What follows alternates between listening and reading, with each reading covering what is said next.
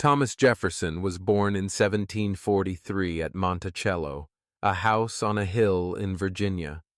From the moment he could walk, he was different from other children.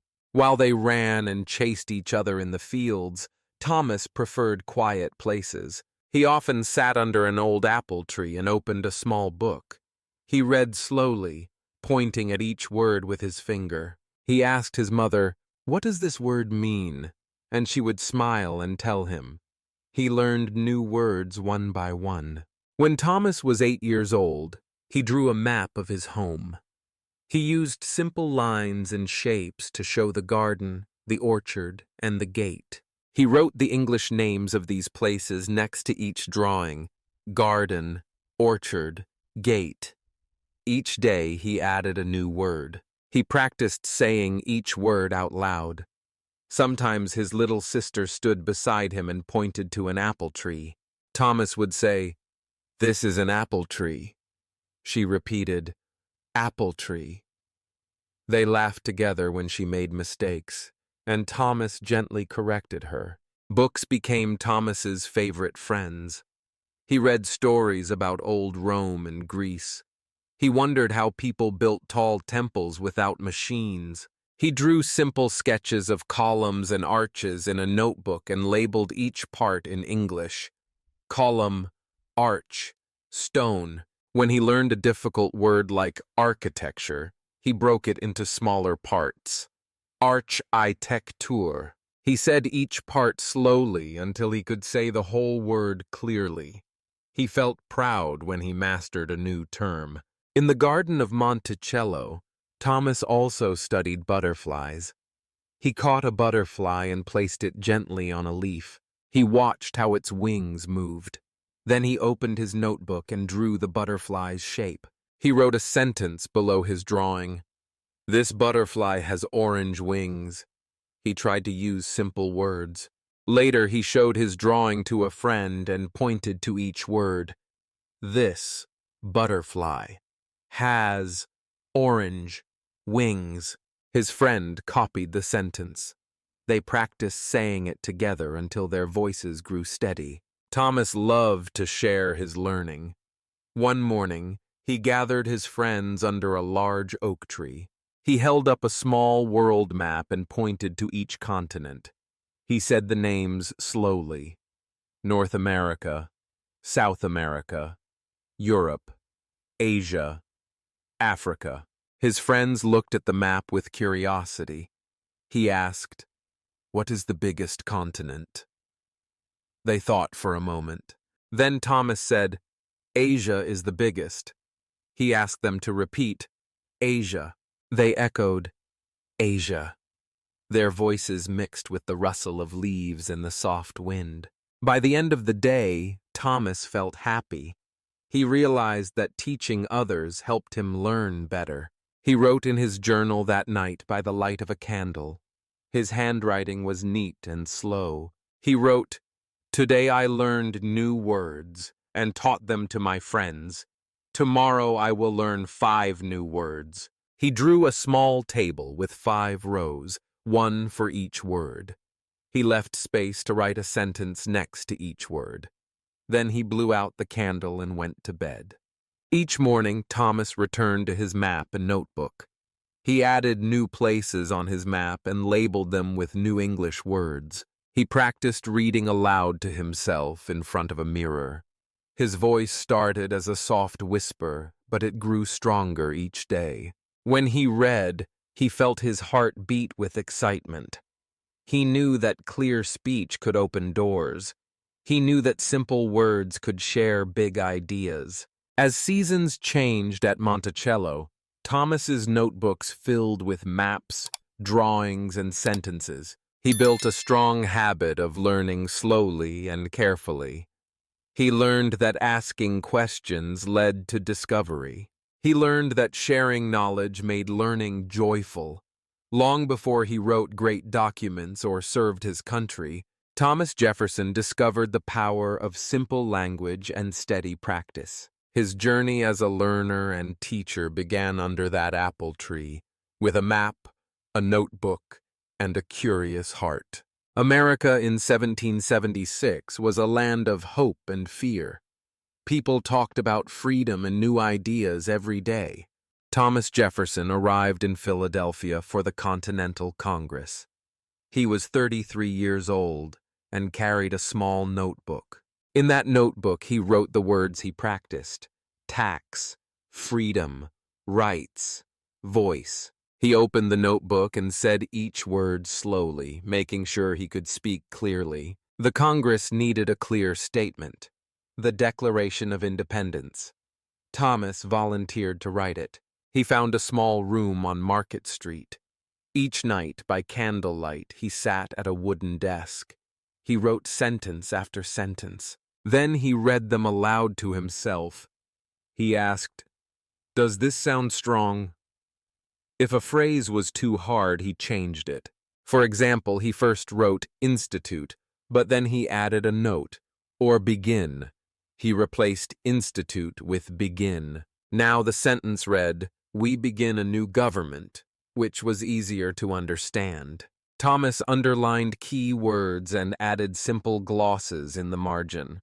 Next to unalienable, he wrote, "cannot be taken away." When he used pursuit of happiness, he underlined pursuit and described it as chase a dream. These small notes helped delegates read without stopping. They also helped learners of English. A reader could see the word, then the simple meaning right away. He also wrote questions after each paragraph for practice. After the sentence, "We hold these truths to be self-evident," he wrote a question: "What is self-evident?" Then he answered, "Clear to everyone." Readers could pause, repeat the question aloud, and say the answer. This made the text a learning tool, not just a political speech. Thomas did not work alone. He met with Benjamin Franklin and John Adams. They sat around a small table in the morning light.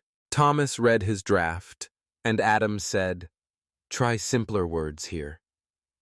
Franklin suggested a shorter sentence. Together they turned long phrases into clear messages. They practiced each sentence slowly, like students in a class. They said the words again and again until their voices were steady. On July 2nd, Congress voted for independence. Then Thomas finished his draft. The final reading happened on July 4th. Thomas stood up and spoke softly. He said each phrase with care. "We hold these truths." The room fell silent. Every listener leaned forward. When he finished, applause filled the hall. Delegates spoke in simple English. "This is clear. We understand our rights." These words would travel across America and beyond. Thomas's hidden notes stayed in his notebook, but his lessons lived on. He showed that a powerful text can be simple and clear. He proved that even great ideas become real when broken into small steps. He helped others learn new words with margin notes and practice questions. After the Declaration, Thomas returned to Monticello a changed man. He saw how language united people. He understood that learning a language was more than grammar. It was sharing hope. He always carried his notebook with him. It reminded him that slow, careful practice and simple words can spark freedom. As you read this story, you can follow Thomas's methods.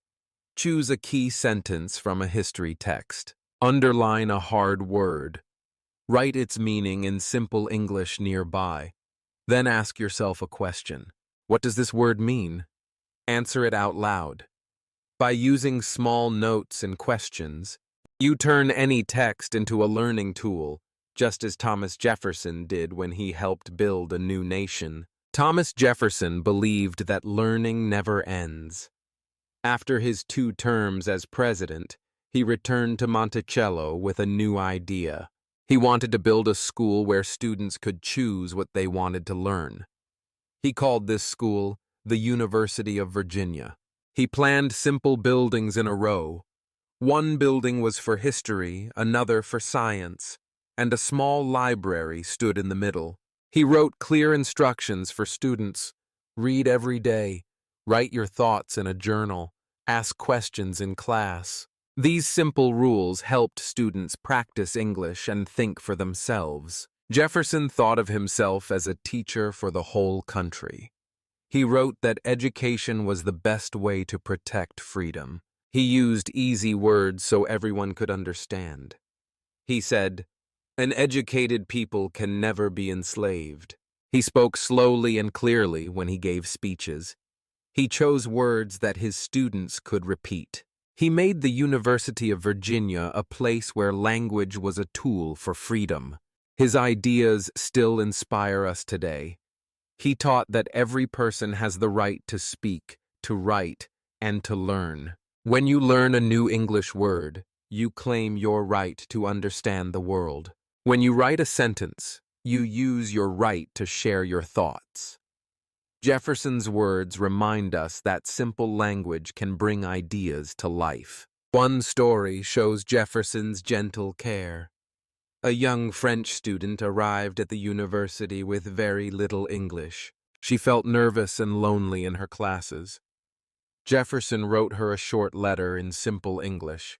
"Dear friend, welcome to our school. Each day, learn 3 new words. Write each word in a sentence. Share one sentence with a classmate. You will improve step by step. Sincerely, Thomas Jefferson." He used clear verbs. Learn, write, share, improve. The student read the letter slowly. She followed his steps. Within a few months, she stood in front of her classmates and said, "I enjoy learning history." Her voice was soft at first, then strong. Her classmates clapped. This moment showed how a kind note and simple language can build confidence. You can try a similar exercise. Write a letter to a friend who is learning English. Use these 5 steps. Greet your friend. Give one clear tip. Use encouraging words. Add an example sentence and sign your name. For example, "Hello, Maria." Practice reading for 10 minutes each morning. Read a short story and underline 5 new words. Write each word in a sentence like this: "I read a story today." Then share your favorite sentence with me. You will see your English grow. Your friend, your name. This simple activity follows Jefferson's method. It helps you practice writing, speaking, and sharing. It turns learning into a kind gift. Jefferson also used clear sentence patterns that you can copy. Try writing your own sentences with these models. I believe that each day I will. Education is the key to an educated person can. Welcome to my. For each pattern, add your own phrase. For example, I believe that practice makes perfect. Speak each sentence slowly. Feel how the words shape your meaning. He chose 10 key words that appear often in his letters and speeches.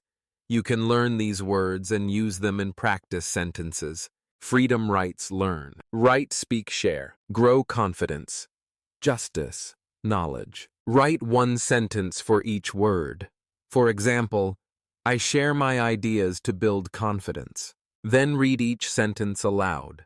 Notice how your voice becomes steady and sure. Thomas Jefferson's work shows that simple language and clear structure can change lives. His legacy lives on in schools, in books, and in our own practice. By writing clear letters, using simple sentence patterns, and focusing on key words, you follow his path. You learn more than English. You learn how language can help you think, connect, and grow. Remember Jefferson's words: an educated people can never be enslaved. As you study and share your learning, you help build a freer, stronger world, one clear sentence at a time. Thomas Jefferson's life shows us how a small seed of curiosity can grow into great change. As a boy in Monticello, he sat under an apple tree with a simple book. He learned English words slowly, one by one. He drew maps, labeled them in clear language, and shared his learning with friends. These small steps taught him patience and confidence. When America needed a clear voice for freedom, Jefferson held a candle in a rented room in Philadelphia. He wrote the Declaration of Independence in simple, strong English. He underlined hard words and added easy explanations in the margins. He turned big ideas into clear sentences that all people could understand and remember. After serving as president, Jefferson returned to Monticello with a new dream, a school where every student could choose what to learn. He built the University of Virginia with simple buildings for history, science, and a library. He wrote clear rules for learning: read each day, write your thoughts, and ask questions. He believed that an educated people can never be enslaved. From his childhood notebooks to his work as a leader and teacher, Jefferson showed that simple language and steady practice can change lives. His methods, writing margin notes, asking clear questions, sharing ideas with others, are still powerful tools for learning today. The deep lesson from Jefferson's story is this: learning is a journey that never ends. By breaking big goals into small daily steps, like learning 5 new words, writing 1 sentence, or teaching a friend, you build true mastery. When you explain an idea to someone else, you deepen your own understanding. When you ask simple questions, you open doors to new knowledge. You can apply this lesson right now. Choose 1 new English word each day. Write that word in a sentence. Share your sentence with a friend or in a study group. Ask a clear question about the word's meaning or use. Then write the answer in your own words. Over time, these small habits will lead to big progress. Congratulations! You have listened to the full story and practiced your English listening skills.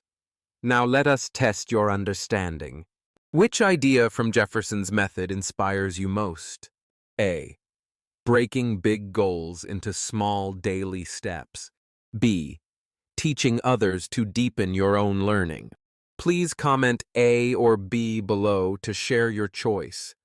Your answer helps us know what you love and lets others join the conversation. If you enjoyed this lesson, please subscribe to our channel. Your support gives us the motivation to create more free, high-quality English learning content. If you can, consider donating to help us cover our costs and continue this work.